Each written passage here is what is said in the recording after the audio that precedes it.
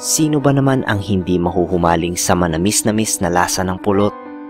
Masipag na iniipon ng daan-daang bubuyog ang nektar mula sa mga bulaklak para lamang mabuo ang napakasarap na pagkain ito.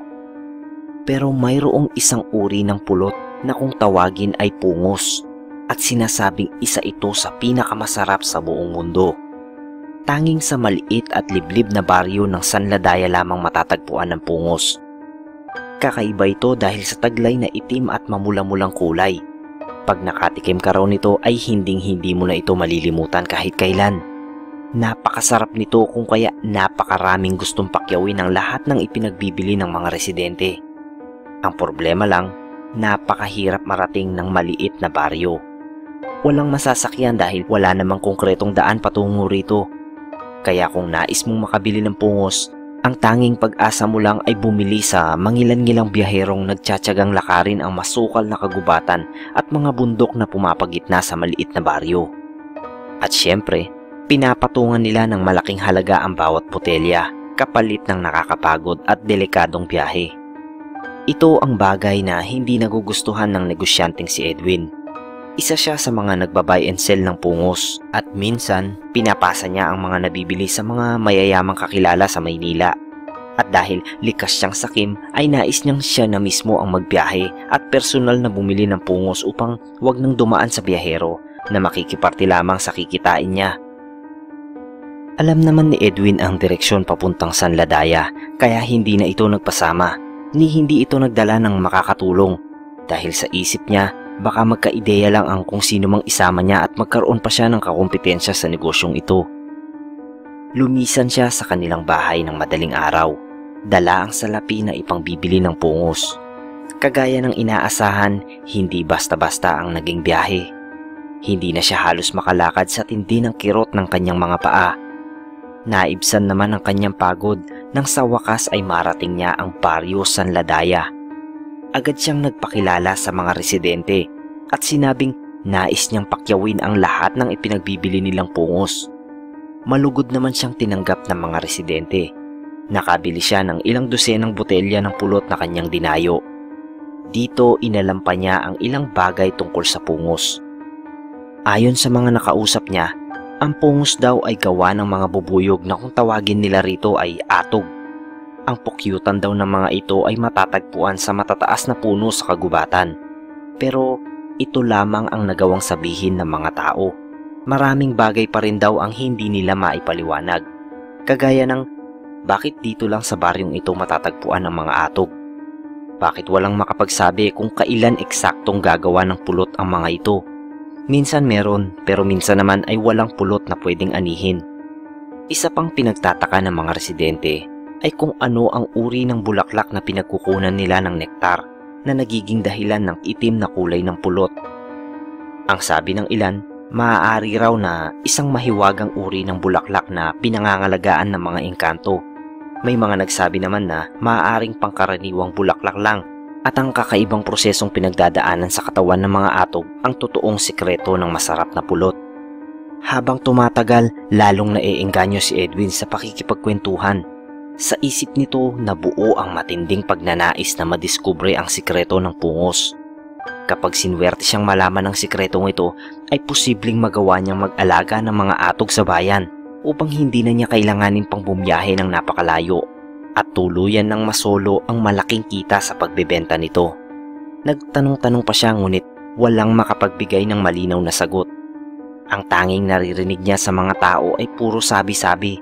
Animoy, wala talagang nakakaalam kung ano ang sikreto ng pungos. Napagpasyahan niyang maglakad sa kagubatan at baka swertihin siyang malaman sa wakas ang nakakubling sikreto. Habang naglalakad ay nasa lubong niya ang isang taong grasa.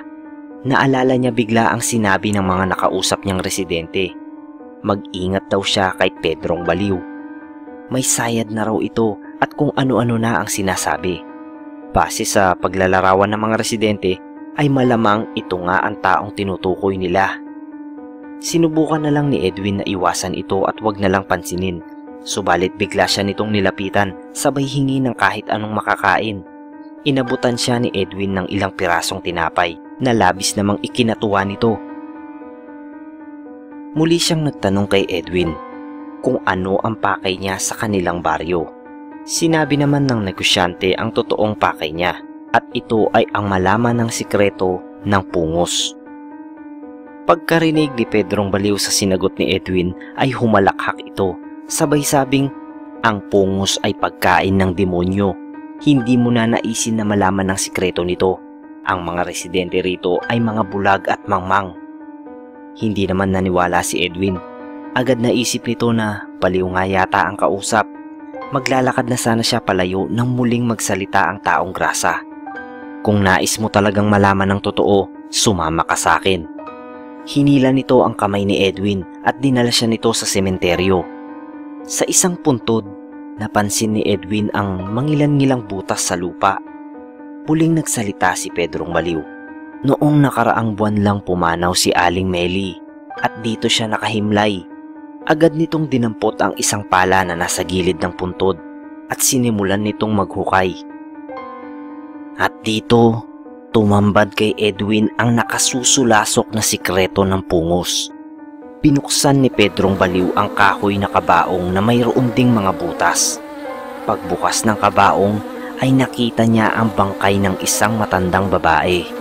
Tad-tad ng butas ang katawan nito maging ang ulo at nababalot ito ng libu-libong bubuyog na naglalabas-masok sa napakaraming butas sa katawan ng walang buhay na babae. Agad nagsuka si Edwin sa nakakadiring eksena. Walang tigil naman sa pagtawa ang kasama niyang palaboy. Sabay sabing, ito ang sikreto ng pungos. Ilang beses ko nang sinabi ito sa kanila, ngunit walang naniwala.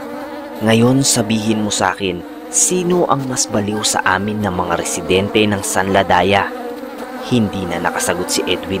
Agad niyang iniwan ng lalaki at kumaripas ito ng takbo pabalik sa bayan. Pagdating niya sa kanyang tindahan ay isa-isa niyang tinapon ang mga natitirang botelya ng pungos sa stante. Maya't maya ay hindi pa rin niya mapigilan ang pagtuwal kapag naaalala niya ang bangungot na nasaksihan.